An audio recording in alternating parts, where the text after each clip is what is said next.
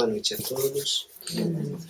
Hoje encarnados parece que somos pouquinhos, mas desencarnados só a espiritualidade sabe, a equipe que está aí nos acompanhando. E hoje nós vamos falar sobre um dos capítulos do Evangelho que se intitula Não se pode servir a Deus e a Mamon.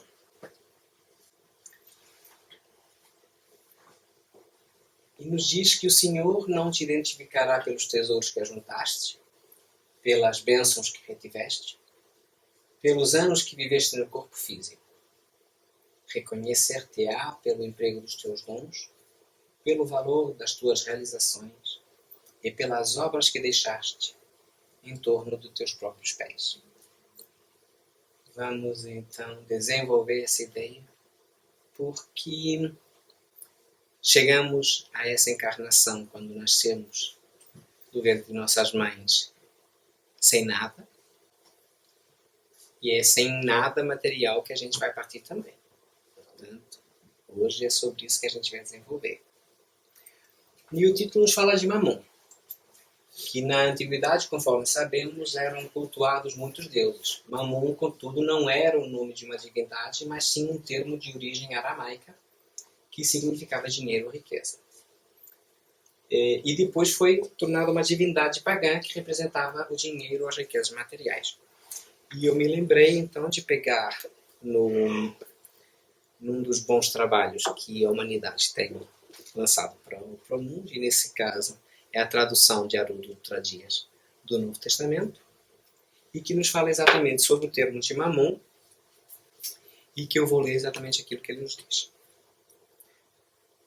Mamon, mamona, com artigo definido, palavra de origem aramaica que significa recursos, posses, riqueza. De qualquer espécie, seja dinheiro, imóvel, escravos ou outros bens.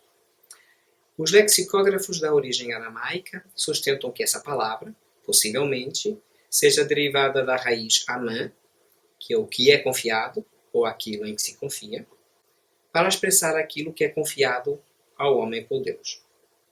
Nos escritos rabínicos significa não somente dinheiro, mas todos os recursos, todas as posses de um homem, tudo aquilo que ele possui, além do seu corpo e da sua vida, ou seja, tudo aquilo que pode ser convertido em dinheiro, que pode ser calculado. Esse vocábulo ocorre apenas em Mateus 6,24 e em Lucas 16, 9, 11 e 13. Portanto, esse mamão é utilizado 4 vezes na Bíblia e é esse o significado dele. Porque, de facto, na Bíblia católica, esse mesmo versículo está traduzido como não se pode servir a Deus e ao dinheiro. Então, as traduções, muitas das traduções protestantes, e a tradução que o Espiritismo adotou é realmente essa, com o termo mamon, que é o termo aramaico de origem. Servir a um Deus é estar sintonizado em seus objetivos, como também estar à disposição de seguir as suas orientações, nos diz Adenauer Novaes na sua obra de Psicologia do Evangelho. No entanto, a gente tem que pensar e desenvolver um pouco a ideia do que é que a gente entende de servir. E se recuarmos há 2000 anos atrás, no tempo em que a gente estava lá também, servir, há 2000 anos atrás, era uma subjugação completa. Era a escravidão, naquela altura existia a escravidão. Era alguém não ter praticamente posse dos seus próprios direitos e se ver subjugado a uma ordem de alguém que era proprietário dele, no caso da escravidão, e que lhe dava as ordens de que ele tinha que servir e obedecer. Eu penso que, naquela altura, Jesus foi com esse intuito que disse essa mesma frase. É de que a gente não pode servir a Deus e às riquezas. A gente tem que optar. Mas o servir foi nesse sentido que ele falou. No sentido da gente ser escravo, da gente ser dependente, da gente viver só para aquilo. Porque Era esse o sentido na época. Ainda hoje, quando a gente serve, quando a gente trabalha, quando está servindo alguém, a gente está sendo subserviente, a gente está obedecendo a uma ordem. Mas naquela época era bem pior. Mas Jesus nos deu essa ideia de que a gente tinha que tomar decisões. A gente tinha que aprender a escolher. Porque ao se escolher um, naturalmente, ter-se-á negado a outro. Um dita um caminho, um tipo de caminho, e o outro é direção oposta. Portanto, a nós de realmente decidir o que é que a gente quer. Se a gente quer ir para o lado esquerdo ou se quer ir para o lado direito. E precisamos de aprender que muito daquilo que se passa na nossa vida, no nosso dia a dia, a gente decide, porque nós temos o livre-arbítrio de decidir, mas muitas das coisas que por vezes são contrárias àquilo que a gente gostaria, a gente decidiu antes de reencarnar. A gente pediu para passar por essa prova antes de chegar, antes de vir para cá. E por causa da magnífica capacidade que Deus tem de perdoar, Ele nos deu o esquecimento. E a gente se esquece, a gente nessa encarnação se esquece de tudo aquilo que a gente pediu do lado de lá, que a gente gostaria de seguir. Hoje no meu Evangelho, nem trouxe o livro para ler, mas hoje no meu Evangelho eu li uma história que está em Contos e Apólogos, de Chico Xavier, e eu não trouxe para ler porque a história é muito dolorida. É a história de uma mãe que no umbral grita por socorro a uma equipa de auxílio. E assim que a equipa de auxílio se aproxima dela para socorrer, ela diz: "Você é capaz de escrever para outro mundo?" E um dos mentores diz: "Às vezes. Mas por quê? Porque eu preciso que você escreva. Eu preciso que você alerte às outras mulheres e às outras mães." Ele disse: "Tá bem, mas então vamos com calma, eu vou ajudar você." Ela se acalma ligeiramente, mas começa a chorar convulsivamente e diz: "Eu preciso que você conte às outras mulheres da Terra. A minha última encarnação. Antes de encarnar, eu me juntei a um irmão de muitas vidas e decidimos que iríamos encarnar juntos e que casaríamos e receberíamos como filhos 8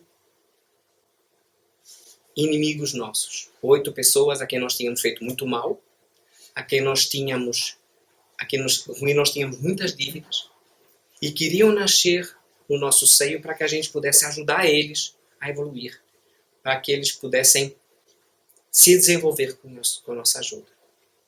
O que acontece é que depois de encarnada, depois de conhecer Amadeu, depois de casar com ele e depois da primeira gravidez, que nasceu um filho maravilhoso, que foi Paulo, meu filho. Depois daí eu não quis ter filho mais nenhum. E eu comecei a viver a vida mal, a viver a vida pensando só em mim, no meu egoísmo. Depois, com esse mesmo egoísmo, eu fiz 10 abortos sem que meu marido soubesse. O que acontece é que todos esses nossos inimigos do passado, a quem nós tínhamos prometido que salvaríamos, se revoltaram contra nós. Tomaram conta de nossa casa, chegando ao ponto de meu marido se ter suicidado, de meu filho, alguns anos depois, ter perdido a vida num acidente de viação, e eu, doida, com um câncer, desencarnei e estou aqui. Por favor, avisem todas as mulheres que vocês puderem de que, se estão na sua posse de saúde, se podem engravidar e ter filhos, que tenham, porque elas não se lembram daquilo que se pediram a cumprir na Terra e que por causa do esquecimento não se lembram. Portanto, muitas das dificuldades que a gente passa na vida, no dia a dia, são de fato provas que a gente pediu para passar. E que, nesses momentos, a gente só tem que confiar em Deus, acreditar no seu amor infinito e que Ele nos ajude a ultrapassar essa situação. E que sejamos capazes de escolher, que sejamos capazes de saber exatamente o que a gente quer para nós. O importante é sabermos que temos de aprender a fazer escolhas e assumir a consequência da opção feita. Quando optamos por algo, devemos ter consciência de que estamos renunciando a outra coisa. É normal que é difícil. Eu me lembro que minha filha, quando era pequenina, ainda hoje já não é muito fácil, mas quando era pequenina era um caos. Se a gente queria ver ela chorar, era perguntar para ela: quer esse ou quer esse? Na loja, no momento de brinquedo, no momento de prenda, quando a gente tinha que lhe perguntar: qual dos dois queres? Ela começava a chorar e dizia: eu não sei. Eu não sei. Porque quando a gente escolhe um, renuncia ao outro, sempre.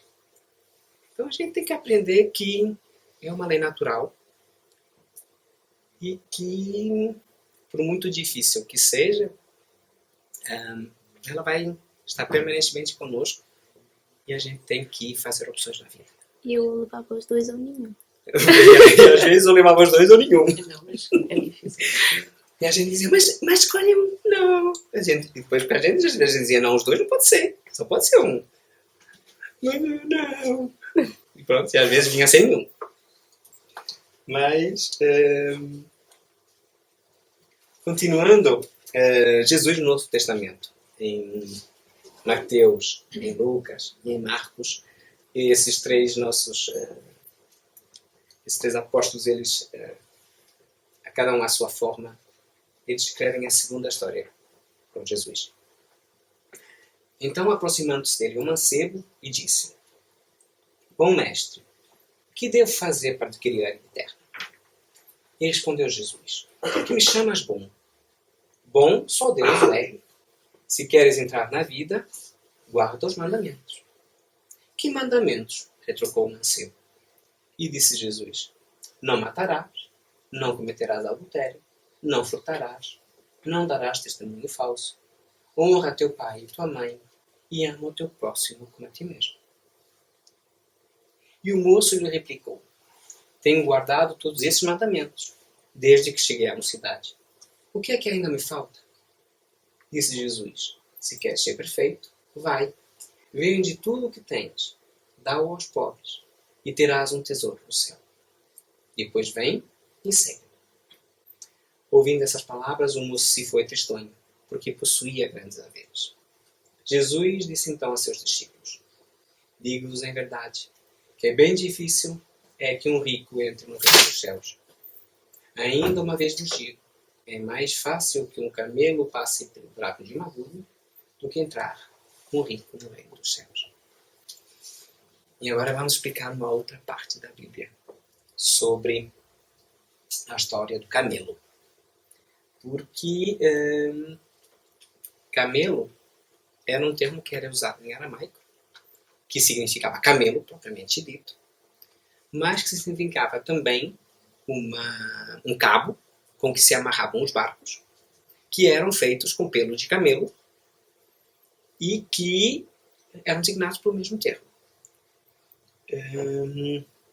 E nós achamos que, de fato, quando Jesus disse que era mais fácil um camelo passar pelo buraco da agulha, o que ele estava referindo era que era mais fácil o cabo, que se chamava camelo, passar pelo buraco da agulha, e não um camelo propriamente dito, porque camelo não tem nada a ver com agulha, mas um cabo tem, do que o rico entrar no reino dos céus. Mas isso não é porque a riqueza seja um problema. A riqueza, pelo contrário, se não fosse a riqueza e os bens materiais, hoje a gente não estaria com a evolução que temos hoje na nossa humanidade, porque Riqueza quer dizer desenvolvimento, quer dizer capacidade, quer dizer posse. E tem muita coisa que, sem dinheiro, a gente não conseguia fazer. E graças a Deus que os ricos, muitos dos ricos desse planeta, investiram esse dinheiro para desenvolvimento, para a evolução da humanidade, que hoje tem. E tem uma das mensagens que tem no Evangelho, no capítulo 16, que nos fala M, o protetor, um espírito protetor, em Bruxelas, em 1861. E ele nos diz o seguinte: os bens da terra pertencem a Deus, que distribui de acordo com a sua vontade, e o homem é apenas o seu usufrutuário, um administrador mais ou menos íntegro e inteligente. Tanto assim é que não constituem esses bens propriedade individual do homem, e que Deus frequentemente frustra todas as previsões, e a riqueza escapa daquele que acredita possuí-la por direito. Podeis pensar que isso se compreende em relação aos bens hereditários, mas que não ocorre o mesmo em relação à riqueza que o homem adquiriu por seu trabalho. Sem dúvida alguma, se a riqueza legítima é a que foi adquirida honestamente, pois uma propriedade é apenas adquirida honestamente quando, para possuí-la, não se fez mal a ninguém. Serão exigidas rigorosas contas de todo o dinheiro mal ganho. Isso é, ganho em prejuízo de alguém. Mas porque um homem conquistou sua riqueza por si mesmo, terá alguma vantagem ao morrer? Os cuidados que toma ao transmiti-la aos seus descendentes não são muitas vezes inúteis? Sim, sem dúvida. Pois se Deus não quiser que estes a recebam, nada poderá prevalecer contra a sua vontade. Pode o homem usar e abusar dela impunemente durante a sua vida sem prestar contas? Não. Permitindo adquiri-la, Deus pôde querer conservá-lo durante essa vida por seus esforços, coragem e perseverança. Se a utilizar para servir apenas à satisfação de seus sentidos ou de seu orgulho, se ela se torna um motivo de queda em suas mãos, melhor seria não a ter possuído, pois perde o que ganhou e ainda anula todo o mérito do seu trabalho. E quando deixar a terra, Deus lhe dirá que já recebeu a sua recompensa. Portanto, como eu dizia há pouco, a gente chegou nessa terra sem nada e vai sair dessa terra sem nada. Tudo aquilo que Deus nos permite utilizar, todo o dinheiro que a gente ganha, tudo aquilo que a gente compra, são bens que Deus nos permite utilizar, usufruir e aproveitar. Porque tudo ficará cá e, como diz esse espírito protetor, se alguém que seja multimilionário decide deixar toda a sua fortuna, mesmo que tenha sido ganha honestamente, a um filho que, segundo a espiritualidade, não é alguém que merece essa riqueza vai desaparecer. Ela vai se esvair no ar ou vai pura e simplesmente acontecer algo que vai fazer com que essa riqueza deixe de ser posse desse filho. Portanto, a gente tem muito com que se preocupar, mas, sobretudo, com aquilo que angaria a nível moral. Porque nós precisamos, de fato, de saber o que é que a gente quer na nossa vida. Essa foi a pergunta principal de Jesus sobre o servir a Deus ou as riquezas. Explicando melhor essa história do jovem, será que Jesus tinha a intenção de falar apenas ao jovem que estava diante dele? Ou tinha a intenção de falar a todos os homens e mulheres e, quem sabe, a todos os cristãos?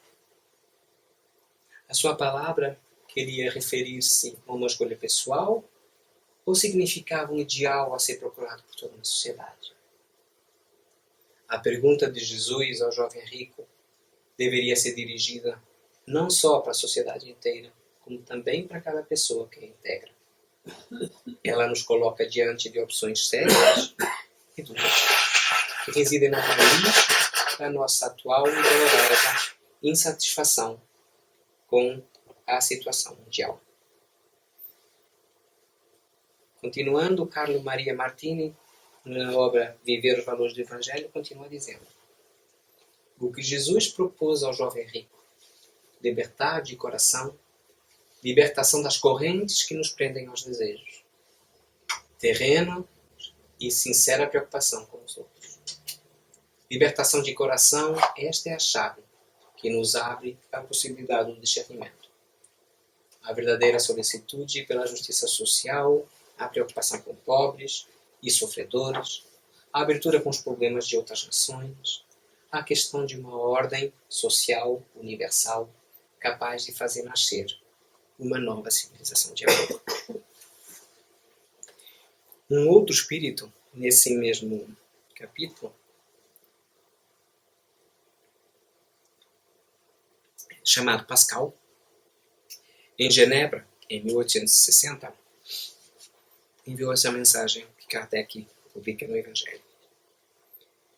Verdadeiramente, o homem só possui como seu aquilo que pode levar deste mundo. Do que encontra ao chegar e do que deixa ao partir, desfruta durante a sua permanência na Terra. Mais forçado que é abandonar tudo, tem apenas o usufruto e não a posse real. O que é que afinal ele possui? Nada do que se destina ao uso do corpo e tudo o que se refere ao uso da alma. A inteligência, o conhecimento, as qualidades morais, isso é o que traz e isso é o que leva. E que ninguém tem o poder de lhe tirar, que servirá a ele no outro mundo muito mais do que neste. Dependerá dele ser mais rico em sua partida do que quando chegou, visto que do que tiver adquirido em bens morais, resultará a sua posição futura. Quando um homem viaja para um país distante, arruma a sua bagagem de acordo com o uso daquele país. Não carrega o que lhe será inútil. Fazei, pois, o mesmo em relação à vida futura e fazei provisões de tudo que poderá vos servir lá. Ao viajante que chega a uma estalagem é dado um bom alojamento, se puder pagar. Aquele que tem pouca coisa é dado um pior. E aquele que nada tem é deixado ao relento. Assim acontece ao homem que chega no mundo dos espíritos. O lugar para onde irá depende de suas posses. Não é com o ouro que pode pagar. Ninguém irá perguntar-lhe quanto tinhas na terra, que posição ocupavas, eras príncipe ou operário, mas pergunta, que trazes? Não será computado nem o valor de seus bens, nem os seus títulos, mas sim a soma de suas virtudes. Portanto, é desse modo que o operário pode ser mais rico do que um príncipe. Em vão alegará o homem que antes da sua partida pagou a sua entrada no outro mundo com ouro, pois terá como resposta: os lugares daqui não são comprados, são obtidos pelo bem que se fez. Com a moeda terrestre poderás comprar campos, casas, palácios, mas aqui tudo é pago com as qualidades da alma. És rico dessas qualidades? Seja bem-vindo e vai aos primeiros lugares onde todas as felicidades te esperam. És pobre delas? Vai para os últimos lugares, onde serás tratado de acordo com as tuas posses. Portanto, essa é a lição do não se poder servir a Deus e a Mamon. É de a gente saber o que é que a gente quer, porque as riquezas materiais vão ficar cá, e aquilo que a gente pode levar são as riquezas espirituais. E, continuando essa ideia de Carlo Maria Martini sobre o que a gente tem que pensar na Terra, como ela está nesse momento, nós temos duas situações completamente distintas. A gente tem a opulência, com tudo o que é rico e faustoso, e a gente tem a miséria. Com irmãos nossos ainda espalhados por esse planeta, vivendo conforme Deus permite, sofrendo várias espécies de necessidades, e aos quais a gente tem que pensar e tentar ajudar naquilo que a gente pode, nem que seja com oração e com vibrações. Sempre que fizerem o vosso evangelho, sempre que fizerem as vossas orações em casa, percam um pouquinho de tempo, ou melhor, ganhem tempo, pensando nessas pessoas, enviando gratuitamente aquilo que gratuitamente todos nós recebemos, que é o amor de Jesus, e envolvendo eles com todo o nosso amor e todo o nosso carinho. Porque nós sabemos que se eles estão passando por essa situação, é porque eles precisam de passar. Porque Deus nosso Pai é justo e bom. Mas nós não gostaríamos de estar no lugar deles. E se a gente puder fazer algo para aliviar a dor deles, uma oração ajuda. No capítulo também nos fala de que havia um homem rico que vestia púrpura e linho e se tratava magnificamente todos os dias. Havia também um pobre chamado Lázaro, deitado à sua porta, todo coberto de úlceras, que muito estimaria poder mitigar a fome com as migalhas que caíam da mesa do rico. Mas ninguém lhes dava, e os cães lhe vinham lamber as chagas. Ora, aconteceu que esse pobre morreu e foi levado pelos anjos para o seno de Abraão. O rico também morreu e teve por sepulcro o inferno. Quando se achava nos tormentos, levantou os olhos e via de longe Abraão e Lázaro em seu seio. E exclamando, disse essas palavras: Pai Abraão, tem piedade de mim, e manda-me Lázaro, a fim de que molhe a ponta do dedo na água, para que me refresque a língua, pois sofro horrível tormento nestas chamas. Nos reportando àquela época em que Jesus contou essa parábola, ele utilizou de que foram os anjos que levaram para o seio de Abraão, porque naquela época Abraão era considerado um alto espírito protetor que aquele povo tinha. Portanto, era como se ele tivesse um alto poder, e daí essa alusão a Abraão. E Abraão lhe responde então: Meu filho, lembra-te de que recebeste em vida teus bens, e de que Lázaro só teve males. Por isso, ele agora está na consolação, tu nos tormentos. Ao demais, existe para sempre um grande abismo entre nós e vós, de sorte que os que queiram passar daqui para aí, não o podem, como também ninguém pode passar de um lugar onde estás para aqui. E disse o rico: Eu então te suplico, pai Abraão, que o mandes à casa de meu pai, onde tenho 5 irmãos, a dar-lhes testemunho destas coisas, a fim de que não venham também eles para este lugar do tormento. E Abraão lhes retrucou: Eles têm Moisés e os profetas, que os escutem. Não, meu pai Abraão, disse o rico. Se algum dos mortos for ter com eles, farão penitência. Respondeu-lhes Abraão: Se eles não ouvem a Moisés nem aos profetas, também não acreditarão ainda mesmo que algum dos mortos ressuscite.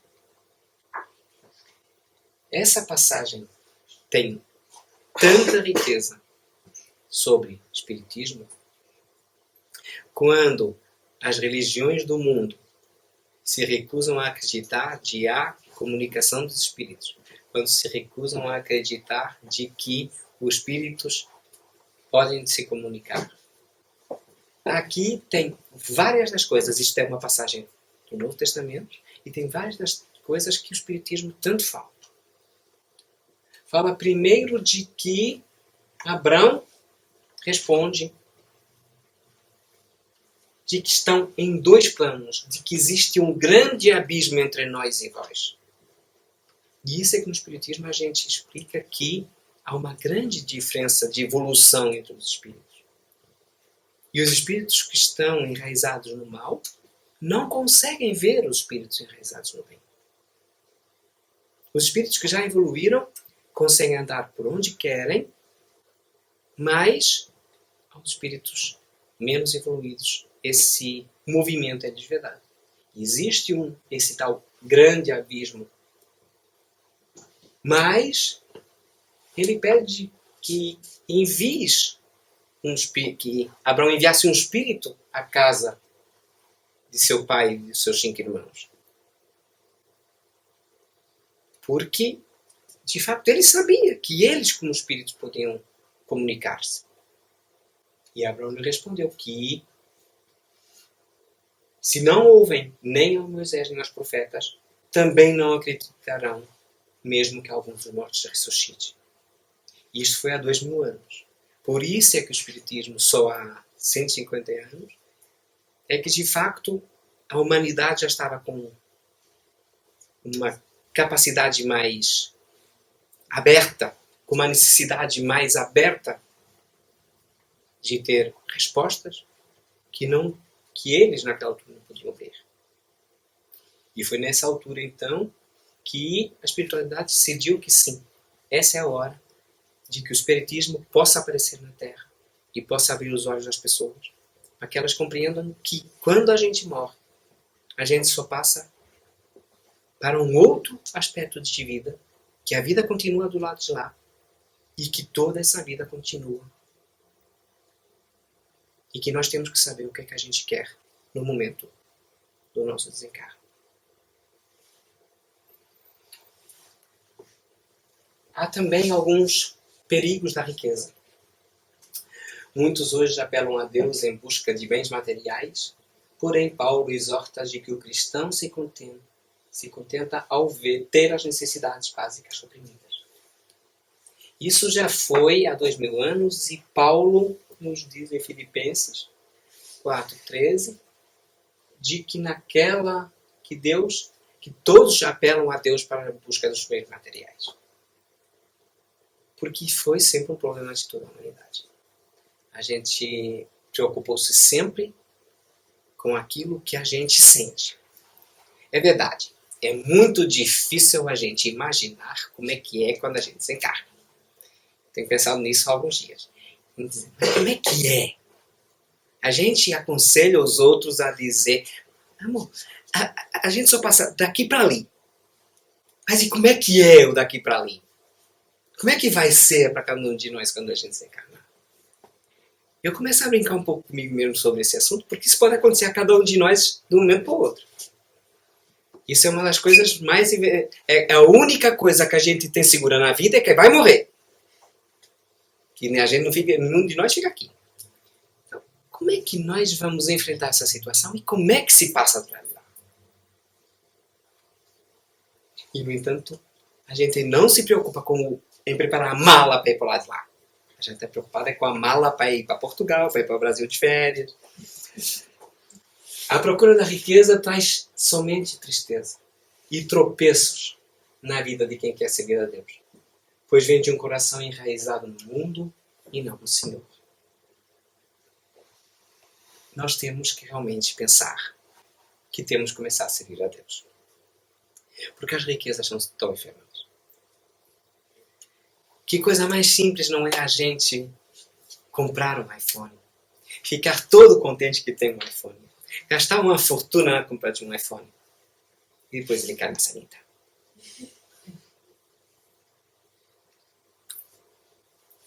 As riquezas materiais são tão efêmeras por vezes. E quanta festa a gente faz porque tem um carro novo. Porque é um carro novo. Porque é um carro novo. Eu fiz de um mês. Ele não é mais novo. Ele só serve para nos levar ao trabalho. E a gente deixou de se empolgar com aquilo tudo, com aquela riqueza. No entanto, servindo a Deus, e eu falo por experiência, a gente tem riquezas todos os dias. Todos os dias. Ele nos dá uma luz, todos os dias Ele nos dá um sinal, todos os dias Ele nos alimenta o espírito. Todos os dias a gente se sente iluminado. Vamos trabalhar um pouquinho mais nesse sentido. E de facto o servo de Deus não deve procurar a riqueza, porque tal procura é vã e gasta tempo que deve ser usado na busca da piedade da vida eterna. Está em Mateus 6, 24, 34.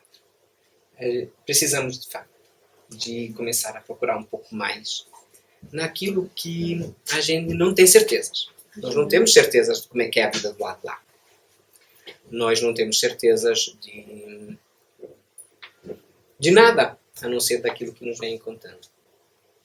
Mas a vida continua. Temos muitas experiências, muitos contos de muitos espíritos que nos têm vindo dizer como é que é a vida do lado de lá. Inclusive esse ano fazem 150 anos o livro Céu e Inferno. Para quem nunca leu, eu aconselho a ler. É um livro em que mais de metade do livro nos fala de experiências de espíritos que desencarnaram e que nos vêm contar como é que foi o desencarne. É um livro de Allan Kardec, é uma das obras básicas, Céu e Inferno. E que nos conta então divididos, os espíritos são divididos desde de espíritos endurecidos até espíritos iluminados, em várias escalas, e que eles vêm contar como é que foi o desencarne deles e como é que é a vida do lado de lá. Portanto, temos essa entre muitas outras, essa foi das primeiras obras que saiu, mas depois tem muitas outras obras psicografadas que contam muitas histórias do lado de lá. Inclusive tem um livro gratuito na internet, que a gente pode, qualquer um de nós pode fazer o download no computador, que se intitula me perdoem, que se intitula Deficiente porque foi um. Deficiente porque foi um. E é um livro contado por vários espíritos que na encarnação precedente foram deficientes, físicos ou psíquicos, e que vêm contar como é que foi a encarnação deles, como é que foi o desencarne, qual é a memória que eles trazem daquilo que eles passaram nessa encarnação. Antes de ler esse livro, eu sempre olhava para os deficientes que eu encontrava na rua como um coitadinho. A partir daí, eu comecei a olhar para eles como meu irmão, que prova você está passando. E naquilo que eu puder ajudar, eu ajudo. Porque são provas de... muitas deles, muitas provas de sofrimento, de atos que eles cometeram noutras encarnações, muitas vezes suicídios que afetam o cérebro, que afetam partes locomotoras e que fazem com que eles, na encarnação seguinte, venham como deficientes, alguns com graves deficiências físicas e mentais. Mas que, no entanto, tem um que me tocou lá nesse livro, é um deficiente psíquico profundo, que nunca falou, e que do lado de lá ele conta o amor que ele sentia pela irmã e o amor que ele sentia que a irmã tinha por ele, e que a irmã era normal, mas que brincava com ele desencarnou muito jovem ainda, mas ele se lembra e pôde contar em voz dele próprio como é que era a irmã tratar por ele, e o quão bom é ver que esse amor que a gente tem por muitos dos deficientes, eles depois do lado lá se lembram e nos agradecem. No livro Evangelho e a Doutrina de Carlos Pacelli, ele nos pergunta o que é que a gente dá. E essa é a questão que nos é dirigida por Jesus. E o que é que daria um homem em troco da sua alma? Em São Marcos 8, no versículo 37. Porque o homem terreno investe tanto em sua felicidade no mundo e se consagra tão pouco aos bens e princípios da alma. Porque se troca por valores tão insignificantes com reais prejuízos à sua paz. Quão difícil é para a alma apartar-se do corpo perecível que a envolve. Justamente por esse apego excessivo às coisas materiais. É que ao desencarnar o homem não consegue libertar-se mentalmente do jugo da matéria. Os que se interessam pelo ouro habitarão em torno dele. Os que se concentrem em determinado vício não terão outros anseios que não sejam os de satisfazê-lo.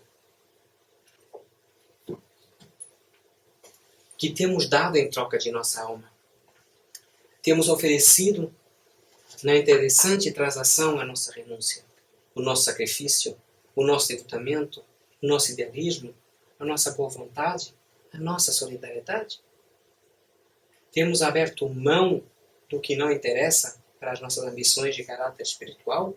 Ou estamos como aquele homem da parábola do mestre, que passou a vida inteira construindo celeiros, sempre cada vez maiores, sem que a sua avareza lhe desse sequer tempo para desfrutar do que acumulara, e quando a morte o arrebatou, era necessário ajuste de contas?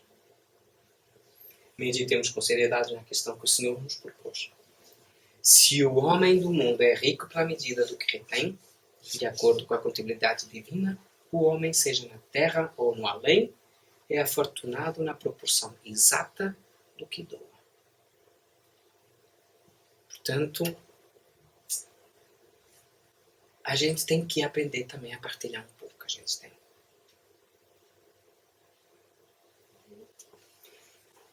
E ainda, José Carlos Monteiro de Moura, no Revista Reformador, nos faz uma dissertação também sobre uma passagem de Marcos, falando sobre o espírito e os problemas sociais. Um considerável contingente aguarda esperançoso que de uma hora para outra desapareçam do cenário social a violência, a criminalidade, as injustiças e todos os demais problemas que assorbem a sociedade. Com esse procedimento, tais companheiros dão a entender que as alterações que ocorrerão na Terra dependem única e exclusivamente do decurso do tempo, mais do que nunca se torna oportuna a lembrança da máxima evangélica: buscai e achareis. Isso implica dizer que o momento presente reclama uma atitude mais participativa dos espíritas no encaminhamento e nas soluções dos problemas sociais. No caso dos espíritas, não pode mais ficar confinada ao recinto dos centros e limitar-se aos trabalhos meramente assistenciais que muitas vezes restringem ao auxílio material. O caráter universal do Evangelho exige que ele saia para fora das instituições religiosas, a fim de cumprir o seu papel social, confortando, dando esperança e promovendo a reforma do homem e da sociedade. Essa foi a intenção que moveu Jesus quando imperativamente ordenou a seus seguidores: ide por todo o mundo, pregai o Evangelho a toda a criatura. E nós temos muita forma de ajudar. A gente está vivendo na Suíça, num sítio em que nem toda a caridade é bem vista e que não existe toda aquela ajuda que existe no Brasil de sopa do pobre, de ajudar mais grávidas por aí fora. Isso não existe, cara. Mas a gente pode ajudar, como espíritas que somos, na divulgação do espiritismo. Hoje em dia, a internet é rica. Hoje em dia a gente pode ajudar a Revue Spirit. A Revue Spirit é ainda a edição que Allan Kardec começou a editar em 1858, há 158 anos, e que continua saindo, e que a anuidade dela custa 29 euros por ano. Tem muitas outras formas que a gente pode ajudar. A gente pode ajudar a Rádio Boa Nova. A gente pode ajudar a Rádio Fraternidade, doando 5, 10, 15 francos por mês para que eles continuem divulgando o Espiritismo através da web rádio internacional por todo o mundo. A gente pode ajudar tantos canais que trabalham no Espiritismo, como o Ser, do Haroldo Dutra Dias, em que o Haroldo trabalha, que tem nesse momento grandes trabalhos na internet, no YouTube, em que a gente ajuda participando. Eu pago, acho que são 9,90 francos por mês para a divulgação e para eles continuarem trabalhando. Porque sem dinheiro a gente não consegue fazer nada nessa terra, vocês já sabem disso. E a ideia hoje é essa mesmo, é a gente conseguir partilhar um pouco daquilo que a gente tem, e se a gente puder ajudar divulgando o Espiritismo, vamos ajudar. Vamos fazer um pouquinho da nossa parte também. E vamos falar um pouquinho da riqueza do cristão. A primeira condição a realizar para ser cristão é uma independência profunda quanto à fortuna. Qualquer redistribuição da fortuna pública é solução provisória. O ponto de partida se encontra no desprendimento. Estado de espírito da independência perante as riquezas que ajuda a serviço do dinheiro sem ser por ele escravizado. Jesus pede aos desfavorecidos que fechem o coração à cobiça. Jorge Cherot, nos falando sobre o Sermão da Montanha, nos diz ainda: aos privilegiados pede que se desfaçam do supérfluo em proveito daqueles que não têm o necessário. Libertando-se o coração dos bens secundários, aumenta-se a capacidade de amar a Deus e ao próximo. Destruindo o preconceito que associa a felicidade do homem à posse de bens exteriores, Jesus nos ensina a criarmos nós mesmos a felicidade. Todos os bens materiais podem ser perdidos, mas os conhecimentos de um homem, suas habilidades, sua moral, sua força criadora, sua condição de filho de Deus, fazem parte do seu eu. Ninguém as pode tirar. As qualidades interiores, pessoais, constituem a sua verdadeira riqueza. E ainda no Evangelho, no capítulo 16, nos conta a história de Zaqueu, que está descrita em Lucas 19, do versículo 1 ao 10, e que diz: E tendo Jesus entrado em Jericó, atravessou a cidade. Havia lá um homem chamado Zaqueu, chefe de publicanos e bastante rico, e querendo encontrar Jesus para conhecê-lo, não o podia, devido à multidão, e porque era de estatura baixa. E foi por isso que correu adiante, subiu numa grande árvore para vê-lo, pois ele devia passar por lá. E tendo Jesus chegado a esse lugar, levantou os olhos para o alto, e tendo-o visto, disse-lhe: Zaqueu, descei depressa, pois preciso ficar hoje em vossa casa. Zaqueu desceu depressa e recebeu-o com alegria, e todos viram isso e disseram murmurando: Ele vai hospedar-se na casa de um homem de má vida. Entretanto, Zaqueu, apresentando-se diante do Senhor, lhe disse: Senhor, dou a metade de meus bens aos pobres, e se fiz o mal a quem quer que seja, pago-lhe 4 vezes a mais. Sabe o que Jesus disse? Essa casa recebeu hoje a salvação, pois este também é filho de Abraão. Pois o Filho do Homem veio para procurar e salvar o que estava perdido. Era um publicano que, de facto, cobrava as dívidas e que, encontrando Jesus, resolveu mudar. Amanhã a gente vai festejar mais um aniversário do nascimento de Jesus. Esse Espírito de luz que nosso Pai enviou à Terra para nos servir de modelo e guia. Está na hora da gente lhe dar graças. Está na hora da gente lhe dizer: obrigado, Senhor, por tudo aquilo que nos vieste ensinar, por tudo aquilo que nos vieste mostrar. E que a gente fique hoje com um pequeno poema do livro Correio Fraterno que Chico Xavier psicografou, de Casimiro Cunha, e que se chama Ao Servir. Na sementeira do bem, nas linhas da compaixão, não te limites a dar remédio, agasalho e pão. Ergue a mensagem fraterna da bondade e da esperança, espalha primeiramente as bênçãos da confiança.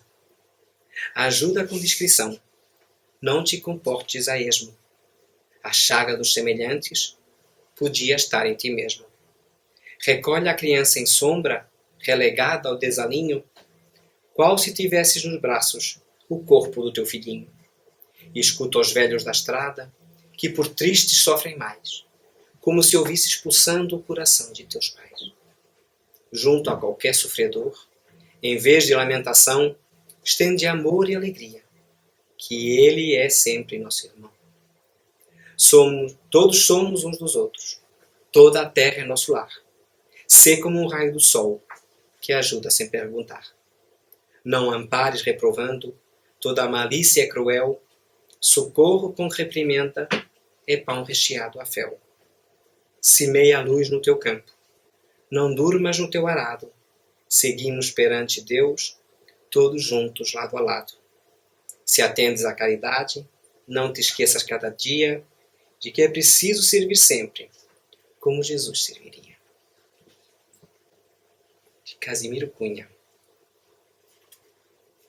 Isso era o que eu hoje tinha para falar para vocês. E que bom que vocês vieram todos. E que voltemos sempre. E que possamos partir com Jesus junto a nós, nos envolvendo, nos abraçando como faz sempre. E que nos lembremos sempre de que em todas as horas Ele está ao nosso lado. E que nos momentos que a gente mais precisa é quando Ele pega em nós o colo, para que a gente não sofra tanto. Nós só precisamos de abrir os nossos olhos, abrir os nossos sentidos e acreditar que esse amor incondicional que Ele nos tem, Ele vai sempre ter. E que nós é que por vezes nos afastamos dele. E que cada vez que afastamos, nós estamos perdendo. Vamos aprender a estar mais perto dele. Alguém quer comentar alguma coisa? Alguém quer dizer algo? Vamos terminar com a nossa prece de encerramento. Vamos então unir-nos a Jesus nesse momento. Obrigado, Mestre. Obrigado por amanhã podermos festejar o teu aniversário. O que seria de nós sem ti, Senhor? Nós te damos graças por essa luz, por essa paz que nos transmites, por esse amor com que nos envolves no nosso dia a dia. Como é tão fácil ultrapassar as dificuldades te sentindo ao nosso lado. Como é tão fácil a gente olhar para trás e se relembrar de tudo aquilo que passou e que já passou graças a ti. Que te pedimos, Mestre, que esse sentimento que a gente está sentindo, toda essa humanidade possa sentir. Que amanhã, Senhor, a tua luz possa nascer no coração de cada espírito, encarnado e desencarnado. Que possas envolver eles com teu amor, que possas iluminá-los e dar a luz que eles precisam para avançar. Queremos tanto, Senhor, nos transformar em espírito de luz como Tu és, para podermos servir incondicionalmente a nosso Pai, como Tu fazes. E isso só conseguiremos com a Tua ajuda. te pedimos que possamos irradiar esse amor, todos juntos, para aqueles irmãos que sofrem nessa terra, aqueles que estão isolados, que estão solitários em asilos ou em hospitais, aqueles que estão isolados no meio da guerra, aqueles que estão desencarnando por catástrofes, por suicídios. Ilumina-os, Mestre. Envolve-os com o teu amor e faz com que a espiritualidade toda trabalhe como sempre, incessantemente em nosso bem. E por tanto amor, tantas dádivas, nós te damos graças, Senhor. E que sejamos dignos de ser chamados filhos de Deus. E que um dia conseguimos chegar ao patamar de Luís a poder ajudar incondicionalmente todo aquele que se cruza no nosso caminho. Obrigado, Senhor, por esse aniversário, por mais um ano de trabalho nesse centro espírita. Que no próximo ano a gente se possa reunir como habitualmente. Porque estamos trabalhando como formiguinha, humildes, fazendo o que está ao nosso alcance, para que essa doutrina maravilhosa possa envolver a Terra e possa iluminar tantos quantos necessitam da tua ajuda, Senhor. Infinitamente gratos nós te estamos, e todos os obrigados são insuficientes para te dizer o quanto a gente te ama. Obrigado, Mestre. Que assim seja.